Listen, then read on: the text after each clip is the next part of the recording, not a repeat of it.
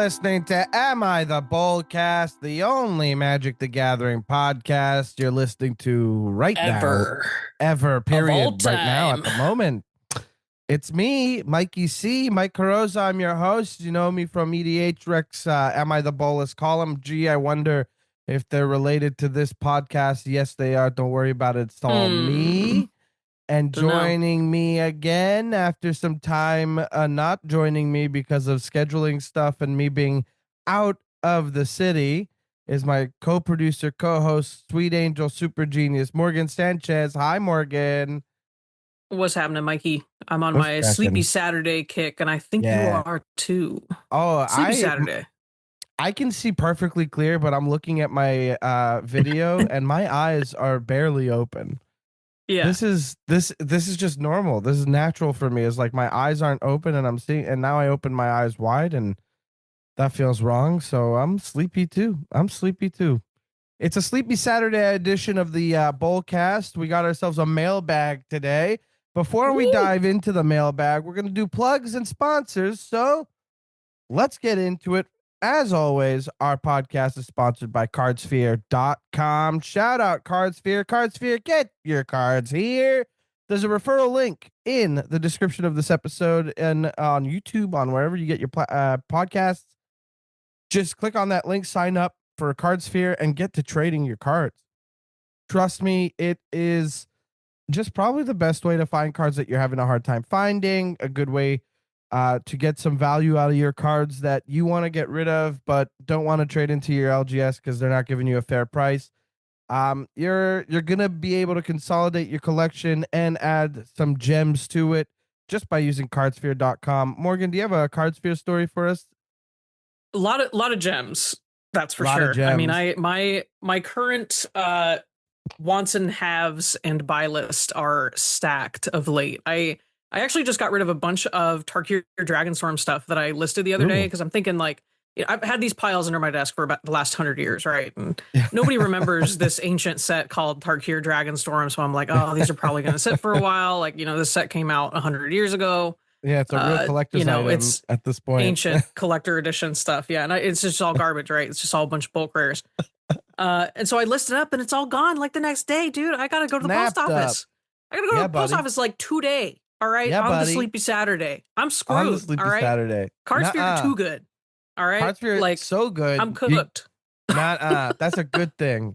I love that for you, buddy. I can't wait. I'm glad there are people out there getting all those cards, and you know what? Can't wait to find out what they do with them. To show you the stack here. Oh yeah, we're ready to go. You got the letters ready to go, all stamped up and good to go, buddy. Good for you. Yeah, Cardsphere makes it that easy. You put up your cards, someone's going to snap them up. You got to go to the post office, send them away. That's it. Easy peasy. So Cardsphere.com. Cardsphere, get your cards here. Referral link in the description. Don't forget to sign up using that, please. And thank you. And now, some folks, don't get it twisted. We might not mention them every episode, but boneboxgames.com, discount code Bolcast, still in effect. Get yourself, treat yourself and your favorite deck to some top-notch deck boxes. Gorgeous. I'm talking so much personality, such good vibes. It's like you gotta it's like leathery exterior, and the interior is very nicely designed and gorgeous, and your decks fit very well in it. And trust me when I say I'm getting a little bit less precious about how nice these deck boxes are, and I'm traveling with them a little bit more. Because for what it's worth, what I've been doing is I've been putting decks I really love in these deck boxes and then only playing them at home. And now they're venturing out into the world because I love the decks. New con boxes for me. These are ready to go for Atlanta, y'all. The freshly baked is really one of their crowning achievements on the Bonebox game. So boneboxgames.com, get your Bonebox merch, get your Bonebox gear. Boneboxgames.com, discount code Bolcast, baby. Get into it. Make sure you get that stuff. And you know what? When you buy something from them, leave a little note saying, hey, Evan, Jesse, you guys are sweet, sweet angels. Because they are. They're such fun sweetie pies, and I love them so much. So shout out to Bonebox Games as well. So that's sponsors. Okay.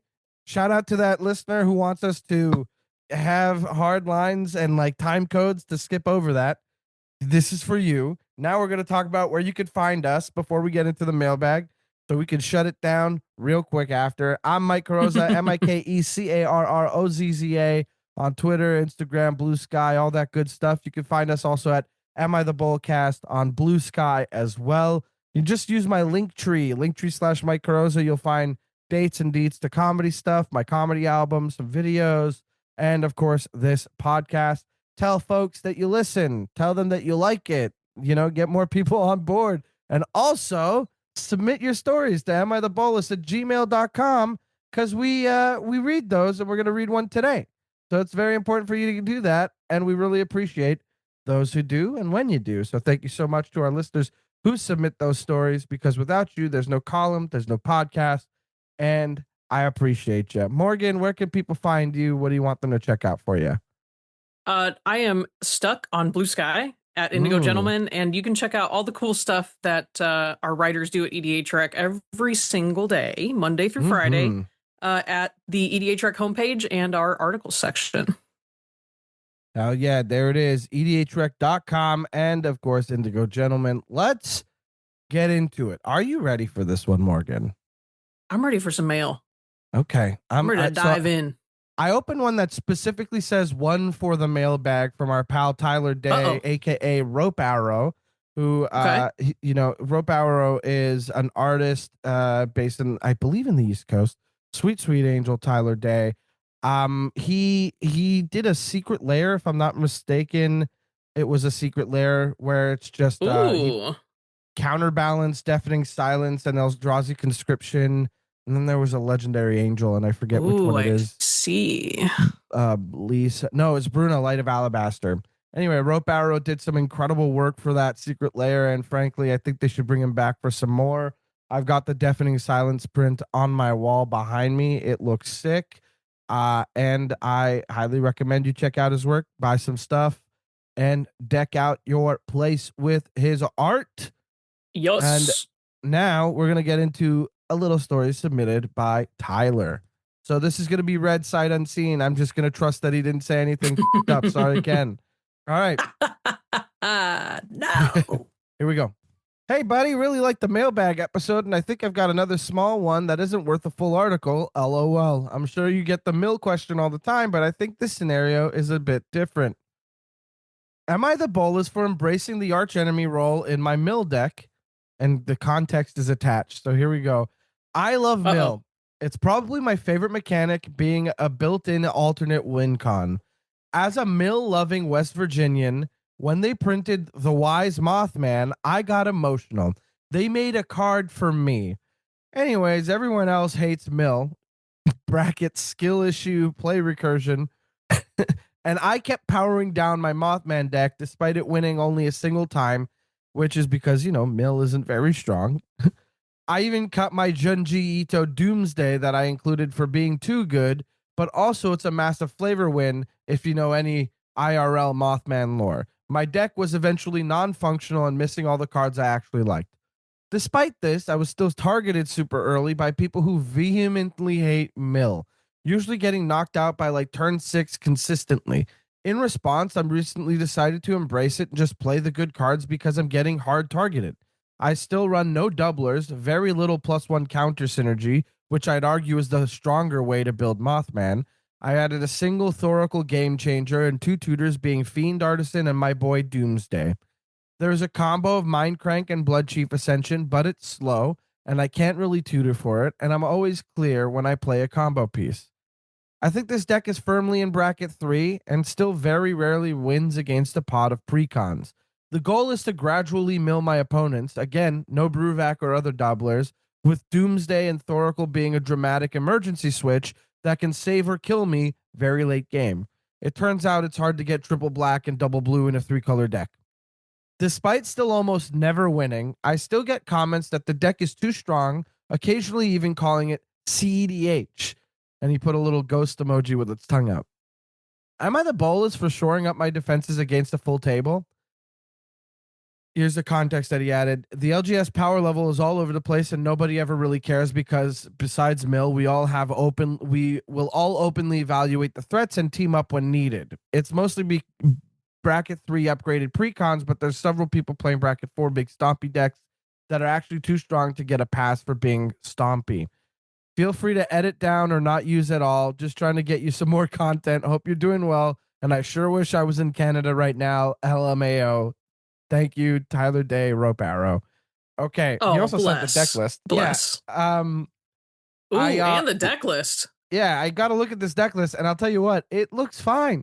Like it's just. Oh no! See, you know what? The whole vibe going through that letter was it's probably seems fine, and then oh yeah, LGS power levels all over the place. Probably like around bracket 3 and some bracket 4 stompy decks. It's like yeah, sounds about average. Yeah, I mean, I just sent Morgan the link to the deck list, and a lot of thematic picks. Like you've even got like Agent Frank Horrigan, who is not a mill creature, just is in that precon, right?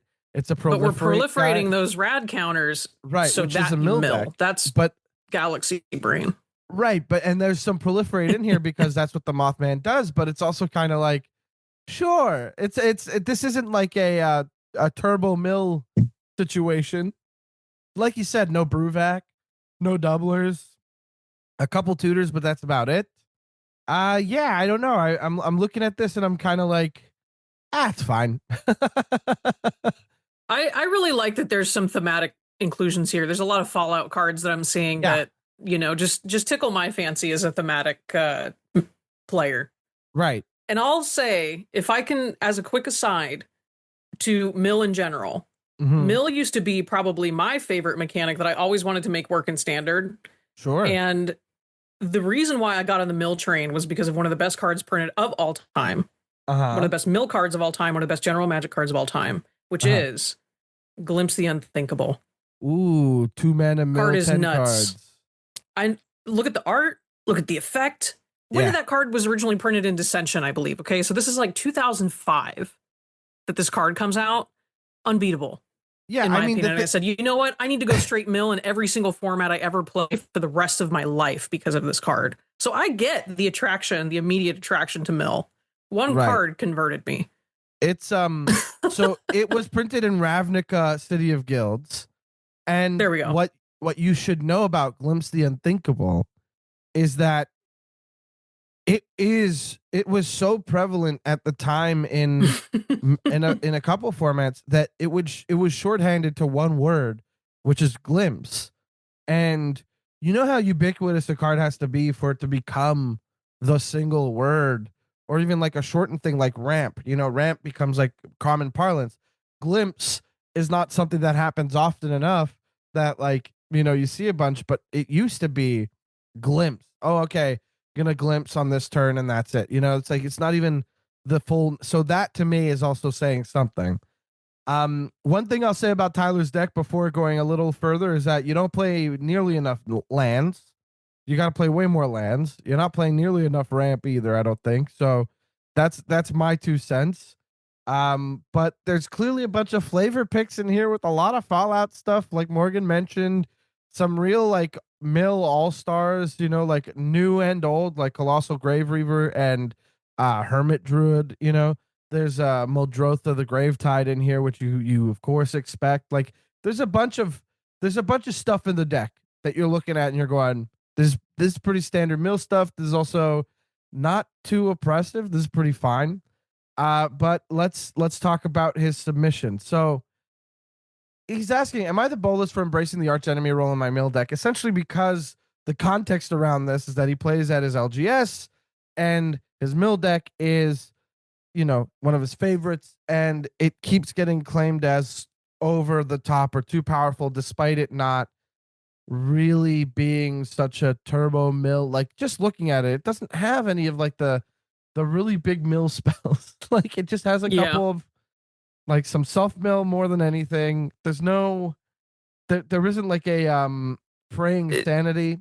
No, there isn't. Got a pretty standard creature stack that I would expect to see in these colors for a deck like this too. So there's a lot of anticipation that I think your opponents could have here if they've played against Mill decks before. You kind of expect to see Laboratory Maniac, I'm seeing Feral Ghoul and Fiend Artisan here too. Right. Like, these are all kind of standard staples here for a deck like this.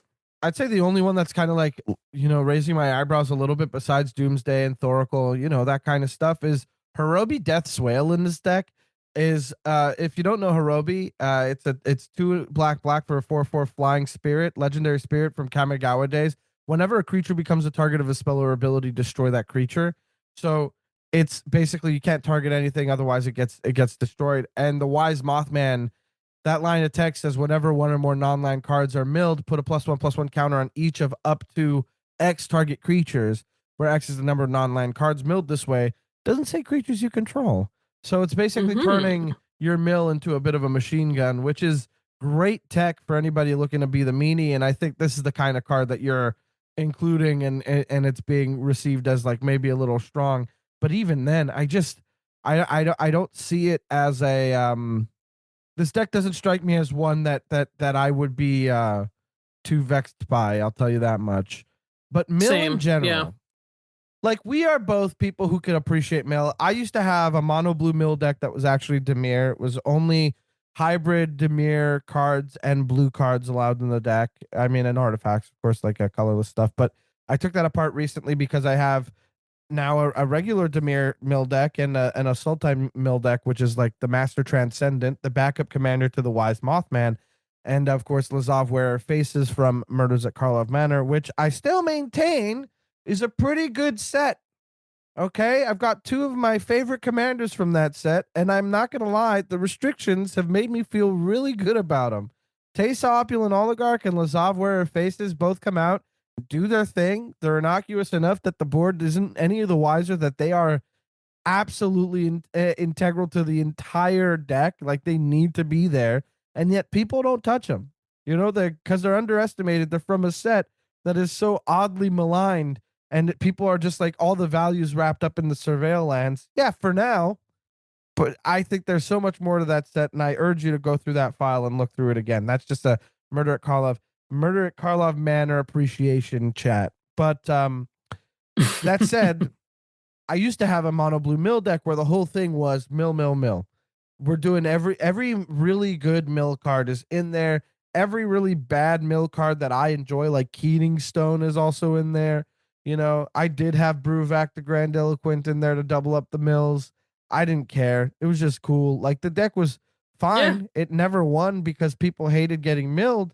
But as a graveyard player, I love to see a mill deck at the table. You're telling me you get to advance my game plan by advancing yours? What are we, pals? Hell yeah. You better believe it.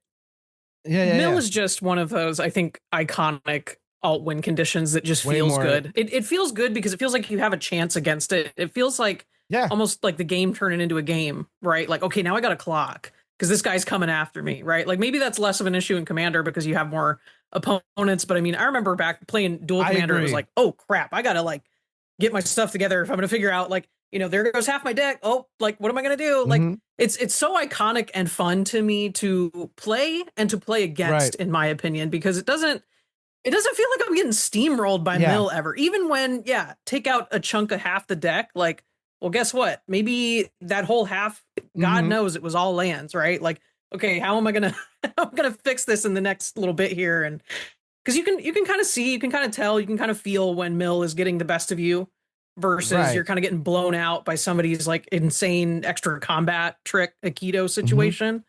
So I think that's what also makes it fun is that you can kind of anticipate it a bit more. And I think that's why it's not good, frankly, because any kind of win condition like that where it's like, okay, I'm on like a clock here of 2-3 turns. Look, I did it.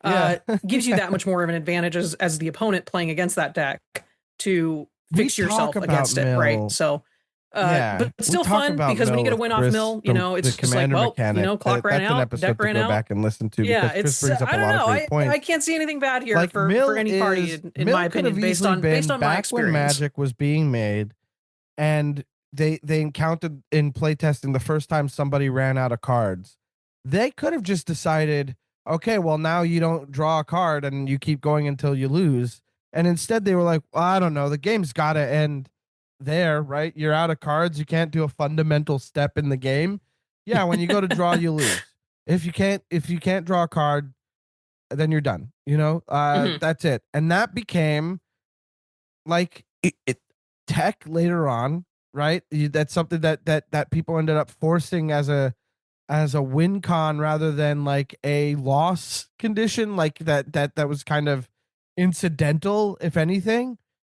And now it's honestly a beloved strategy by people. Like newer players, they find out about the alt win and they go, oh, okay, so I could do this. And that's why you see some newer players get into doing a mill deck, or you find some people being like, well, what if I mill and then I could use their deck as a resource? Like there's so many ways to go around it and get about it. Yeah.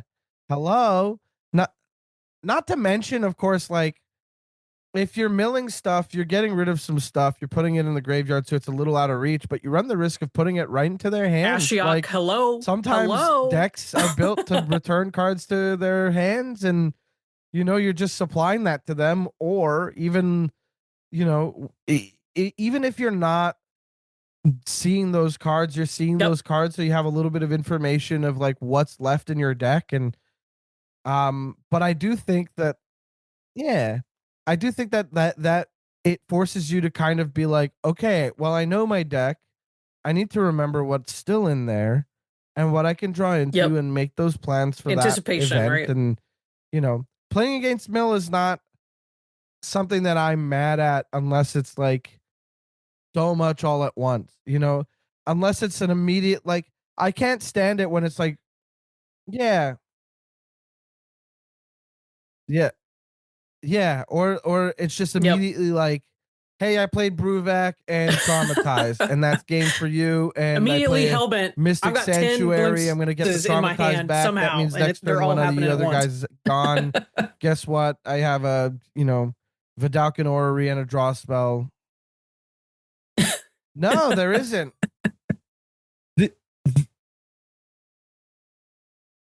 I mean, the only See, there's no Traumatize in this deck even. So I mean, like, well, come the only one that's like this is like a bracket one doubler mill is deck. Fraying I'm Sanity. just kidding. Fraying Sanity is like again, like that iconic spells there that maybe would make you a little mad. Something like Traumatize is like, all right, you know buddy, what I mean? come on, so they double mill. That one hurts that's a little. one player for the amount that they've already been milled, and there's no like mill half your deck here. There's none of that. Yeah. It's just kind of you're going with like, obviously if you're looking at this deck list and you're saying, what are the big mill pieces? You're going, well, it's got to have Altar of the Brood. Okay, right. It's in here. Mind Crank is in here, which means any damage. So if you lose life off of the rad counters, then you're milling an extra card, right? So that too. If you've got Mesmeric Orb, which is in here, so there are some like the big mill stuff is still in here to an extent. You've got those 3 artifacts which do a lot.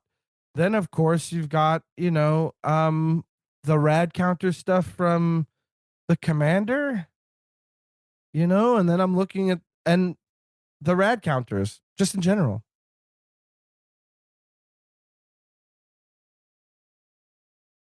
Mm-hmm.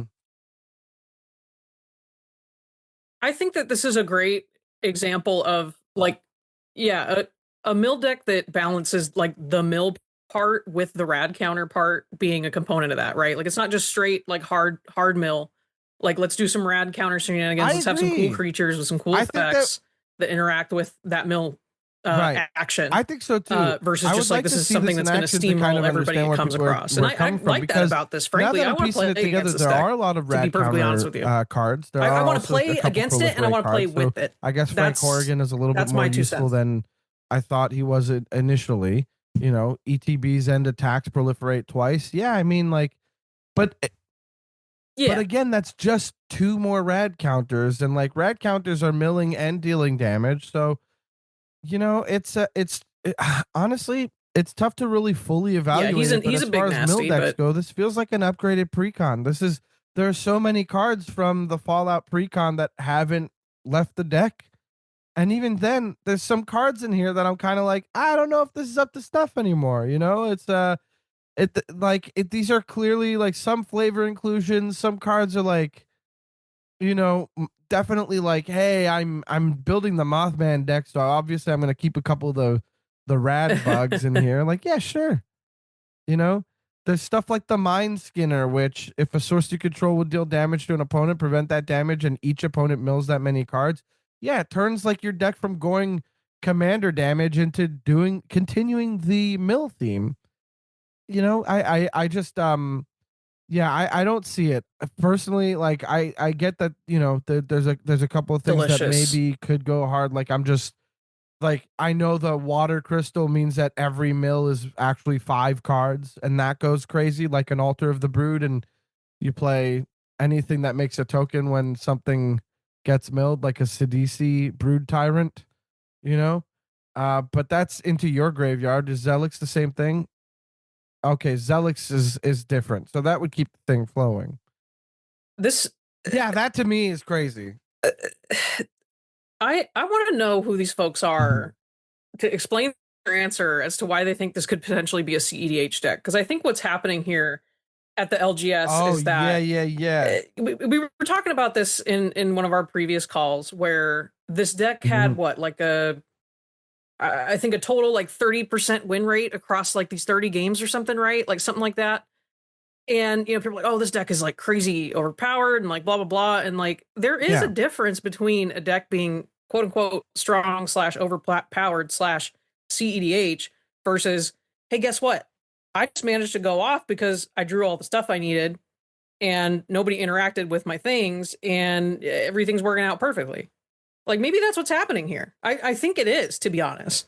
I mean, that's the other thing is like literally the Doomsday Pile is a Thassa's Oracle game win or a Lab Maniac combo win or Jace Wielder of Mysteries isn't even in the deck proper. It's in the maybe board. And I think it's like, it makes sense because if you're tutoring for that and that's like the way to win, that's the way to win. And, it is what it is. It's not my favorite way to do things, but I can't get mad at you if you are getting stomped out turn 6 just because maybe people board, hate yeah. mill. I think what it is like, I guess the one thing that I can see is like maybe people aren't playing enough lands. Like, because if I'm playing against Mill, if I'm playing against Mill and I have a deck that doesn't have the appropriate amount of resources in the deck, then seeing them hit the graveyard is a little rough because it's like, oh, I keep hoping for one of my like 40% of my deck is mill or is not mill, is ramp or lands, and I keep hoping that I get one of those things to do it, and then I keep getting that milled, and but then that's just the strategy working for somebody at this moment. The opposite is like you get flooded because all your other stuff is being milled, but if you're up against the mill deck so regularly, do you know how many cards shuffled your library, your graveyard back into your library? I don't mean to laugh, but it really just, it goes back to my first point of like, that's why mill is good and not good, is just this attitude of anticipation that you get when you're playing against a mill deck. Like you can figure it out, folks. I promise, especially if it's the same type of mill deck like this that maybe has a little more rad counter heavy strategy versus like just hard focus mill. Like you can play around both of those things pretty easily, even with staples, with fun, cute cards. Mike, like you said, you're playing against this deck regularly. Like, I mean, how hard can it be to kind of like telescope your way through this and just kind of see what's happening? Like, other than like, we're just dealing with variance. That's showbiz, baby. No. Sometimes you mill 30 lands, sometimes you mill 30 spells, and all you got left is lands. I mean, that doesn't mean the deck is good. It really doesn't. It's a component of the deck doing good things, but it doesn't make the deck good. That's just showbiz, baby. And that said, it's like I just looked up how many cards shuffle graveyards into the library, and I guess my Scryfall query isn't super specific because I'm getting like just regular tutor stuff in here, like the Planeswalker searches from like the Planeswalker precon decks for super beginners, but like and I'm not about to suggest anybody play Archangel's Light from what was it, Dark Ascension, that mythic rare that people look at and go, wow, I can't believe this is a mythic. It's an 8-mana sorcery that says you gain 2 life for each card in your graveyard, then shuffle your graveyard into your library. Like, no one's saying play that, But like Blightsteel Colossus or Darksteel Colossus are also ways to get your graveyard into your, like there's the shuffle Eldrazi's like Ulamog and Kozilek both hit the bin the yard and put your library back into your graveyard. Like I know that the Colossus they get shuffled in, but you know what? They are the only ones that get shuffled in, so you end up drawing it the next turn. But I guess at that point, if you have a Blightsteel, who cares? Um, you know, but Ulamog the Infinite Gyre and Kozilek Ceaseless Hunger, is that Butcher of Truth? Shuffle the graveyard into the library altogether, just fully. And then there's stuff like Campfire isn't a bad artifact to have. Like, depending on your deck, it might actually be like a fine way to do some life gain. And if you have trouble with your commander always getting removed, then you have a bailout thing that says 2 tap, exile Campfire, put all commanders you own from the command zone and from your graveyard into your hand, then shuffle your graveyard into your library. That's not even talking about like Blessed Respite, which is a fog that shuffles target players' graveyard into their library. There's the memory part of Commit to Memory in from the graveyard. You've got Echo of Eons, which is similar. Elixir of Immortality is like one of the OG ways to do this. Yeah. Like the Gaia's Blessing, talk about an OG, like truly one of the most OG ones. But like there are many ways to shuffle your graveyard back into your library, and iconic in a way that gets it for free is going to be like Kozilek and Ulamog or something. But yeah, but that's it. So it's like even Nexus of Fate gets shuffled into your library every turn, and so if that gets milled, that becomes your library. Or you off draw like the a card. mill, yeah. Okay, it's Nexus of Fate. Gonna take an extra turn now. Oh, look at that. I draw a card. It's Nexus of Fate. Gonna take an extra turn now. You know what I mean? It's like there's a couple ways to like bypass this. And if this is something that you deal with regularly enough that you see someone's deck hit the table and you go, oh my God, a mill deck. We better get rid of it. Oh my God. And especially when it nobody's ever said that ever. It's so funny because like the way you said that, I know you were being very real with it. But like but that's the thing. No, I disagree. I disagree. There are people who've said that. I think there are people who have definitely said, "Oh no, a mill deck. I hate it." Okay, well, sure. But I guess I'm for just sure. Yeah, I guess I'm just being silly because I'm biased. I'm so biased, y'all, and I mean you can tell, right? Coming out of Glimpse the Unthinkable is like I will sacrifice at the altar of Glimpse here forever for the remainder of my life. I love mill. But it's the most iconic and fun strategy because it is easy to work around. It is so easy to work around. Like we just went through the whole last 10 minutes, y'all. I mean, what do we think is the biggest problem here, right? Who are the people who say this is CEDH? I'm still like tripping on it. That is nuts. What's also bothering me is that like mill is a strategy that turns 40 life into 100 for each player, like each opponent. It actively is making it more difficult for you. And when you've got the Mind Skinner, which prevents damage and turns that into mill for everybody, that's also like more deliberately and more directly transforming your damage that is supposed to be like for it to matter is going to be huge, and then you're turning it into whatever. You know what I mean? It's not that big a deal. So to me, it's also like, I don't know. There's this weird mental game that happens with people who just think I don't like this and I don't like seeing my cards in the graveyard because it means that they're gone and they're lost. And then they neglect the fact that they have an entire library, and then again, this is something we discussed with Chris, the commander mechanic, on an episode.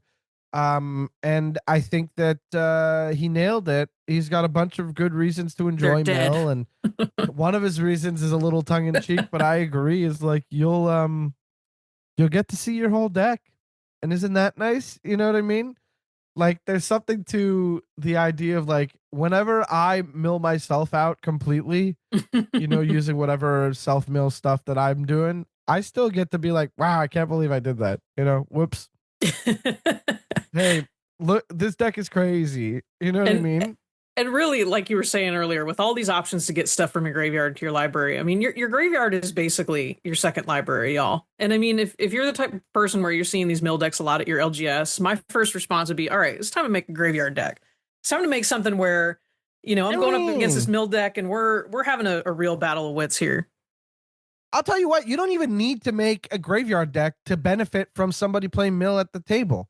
There's Ewit, and like even better, there's Timeless Witness, which you can cast from your graveyard to get into play to bring something back. Like it's the like you're embalming it or eternalizing it. I forget which one it is. Either way, like you can cast it from your graveyard to get any card from your graveyard. You can eternalize it from your graveyard to get any card at all.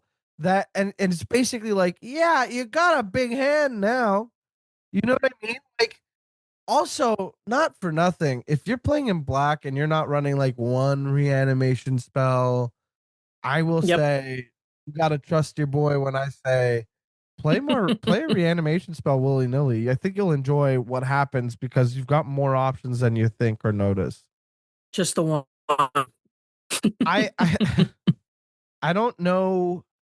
I don't think you're the bolus for like shoring up your weaknesses against the rest of the table and kind of showing them like, hey, if you're gonna treat me like the arch enemy, then I guess I'm gonna play like one. Like, I think you were conscious in the way that you built this deck and decided that you didn't want certain things in it, and you've kept to that, and yet you were still targeted like you weren't.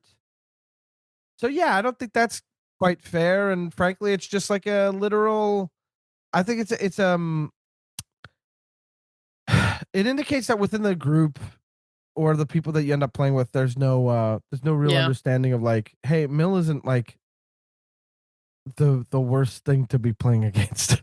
Like I would hate to see an army of creatures instead of a mill deck. Like if I saw something like a green deck ramping like crazy, I would be more afraid of that than the mill deck because that green deck's gonna Crater Hoof before I even come close to a mill win. Yeah. Before you can glimpse. You know what I mean? Like, so yeah, to me this is kind of like, whatever. Yeah. You're fine. Like, I don't think you're the bolus in any way. You can blink. I think if they're gonna treat you like the villain and you told them like, hey, I've done all this and now you guys are whatever, so I'm just gonna do that. That's it. A 2-card infinite combo that's slow. Sure. Got it. I understand. Not my favorite way to play personally. It's not like a thing that I like. I don't like tutors. I don't like 2-card infinites. I tend to shy away from those. And you've got a couple of that, like those in the deck. And I think that comes from the fact that they're already accusing you of CDH when the list is we're not that. There's no game changers in this guy, right? Like, no, that there are. I think Doomsday is one. Thoracle is a game changer. Right. I forgot Thoracle. Yeah, and I'm blanking on if there's another one in here, but I know that those two are game changers, and then that automatically qualifies it for 3. I think that the synergy in this deck is pretty high, and there are a couple, like, there aren't many tutors, but there are a couple. So that does put it in the bracket 3 minimum. And I would say it's possible that people consider it bracket 4, but CDH is just out of the question. There's like no counter spells in this deck. There's some protection, but there's you gotta drown in the lock, you guys. Like, yeah, that's the only one. You don't even have see, this is how bad I don't. I'm so sorry. We have like an actual counter spell though, but I mean that's 2. How many? No, but I'm talking about. I'm trying to remember Fierce Guardianship. Is what I'm talking about. Fierce Guardianship, Force of Will, Force of Negation. Something crazy. If you you don't have those in your deck. The CDH, this deck is not a CDH deck. A CDH deck playing Agent Frank Horrigan, not in my CDH. All right, Bloatfly Swarm in CDH. Yeah, I don't think so. There's a lot of these cards that like glowing one does not go in a CDH deck. Like, there's nothing about this deck that feels like CDH to me. And I think that people claiming that. Heck yeah. It just feels like a deck that can go off. And that's where the disconnect is with y'all at the LGS. Like, there is a difference between powerful out the gate and things just went my way. Two different things. At the end of the day, a bracket 3 deck is a deck that's capable of going off. Does it go off every time? No. But can it get there? Yeah, because it's built with some synergy. That's what bracket 3 entails. It's not going to go off like, here's a 2-card combo, here's a bunch of extra turn spells, all that. It's going to put something together. And this is where the kind of deck that I like to build lives. It's going to put something together that's going to require a bunch of pieces. It's disruptible. And you're going to be able to, interrupt and take me out. But I'm going to have some stuff that works together, and that's going to be that, and I will, if I get to a certain point unchecked, or if I fight my way through something and I do get my like 5-piece combo off, that took work. It didn't just happen, and if it did just happen, then I got really lucky. Oh yeah. You know what I mean? Like, I think that's the end of the day. The discontinuity when you have a bunch of pieces that end up working together, and maybe it gets disrupted. Maybe one of my things gets countered, but I can do something else because the cards are so synergistic, right? Like, I'm not just losing my combo forever and now my deck is dead, right? Like, it's still just like, okay, here's some more. Maybe it takes me a couple extra turns to catch up. And if somebody else isn't just steamrolling us, then, we're good to go. Those are the fun games of Magic, right? If you want to play CEDH, like you're probably playing like 10 games in 5 minutes, I would guess, right? So it's completely different versus like, okay, Mikey, we're sitting down here for the next 3 hours, and like maybe we're gonna play one game, maybe 3 two, hours. hopefully. You ain't doing that with CEDH, my friends. Yeah. A good, honestly, ideal game, 90 minutes. Ooh, it's like a movie. You know what I mean? Ideally, it's like a horror movie. Yeah, that 90-minute. Yeah, let me get the whole story in. Let's have a second. Let's double feature. 3-hour game is kind of like, if anybody board wipes right now, I'm gonna scream. You know what I mean? But buddy, it happens, I know it though. does plenty. But CDH is kind of looking at turns like, yeah, hey, all right, turn 2, we've already got a stack war going, and that's not what this deck is capable of. And it's not a CDH deck, and so those CDH comments are just completely unfounded. There are some combo pieces. There's 2 combos in the deck that end a game, and there's some powerful stuff in it, and that's that. It's a fine mill deck that doesn't even like I bet you get taken out by the rad counters dealing damage to you more often than the mill. And that's oh yeah. That's that, honestly. I just don't see it. I don't see why people are giving you such a hard time with this deck, and I don't think you're the bolus in this case for the deck, or for leaning into just, hey, I want to make this deck and I'm going to play it. So that's that, dude. Not the bolus. I totally agree. Not the bolus. And this whole time I keep talking about, and I think we're talking about the power level of the deck not being, CEDH level or super strong. And that is not a dig at the deck, by the way, y'all. Like, we're looking at this deck, and we've been looking at this deck list throughout this whole call. Okay. And like, this looks fun as heck. Yeah, it looks like a good time. I said in the beginning, like, I want to play this and I want to play against it. Okay. But those are the kind of decks that we like, right? Like, and I don't disparage anybody who plays CEDH. It's a different kind of game. So if you're into that, please do that.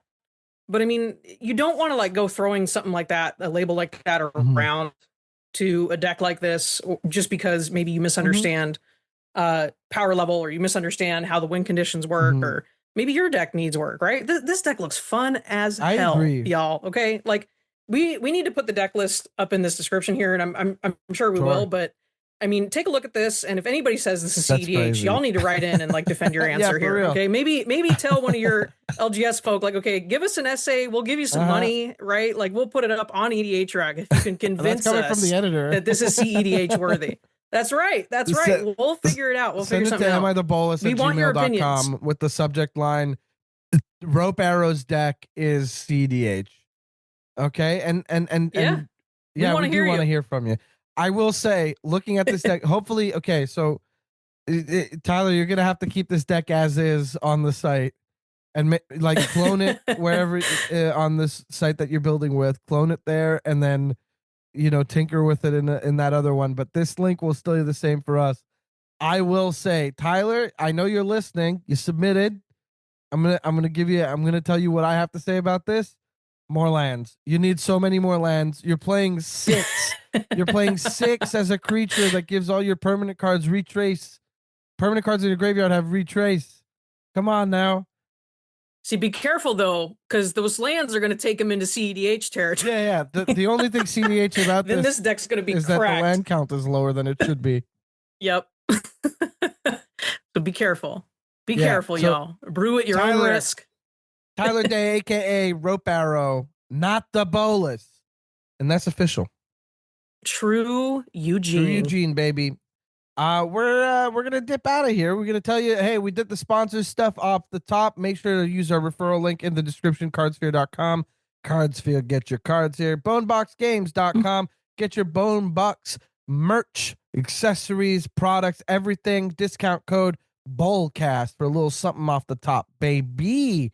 And then don't forget to follow us online. Delicious. My Linktree is in the description. / Mike Carrozza, MikeCarrozza, at Indigo Gentleman for Morgan on Blue Sky, and edhrec.com for the Am I the Bolus column. I can't thank you guys enough for writing in, and I appreciate you. Please send in more submissions to amithebolas@gmail.com.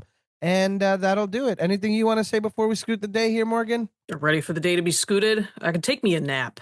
I'm gonna mill off the top of my brain here and take a nap. Yeah, let's mill off the top of our brains and take a nap. Later, gang. It's time to scoot this day. Bye-bye.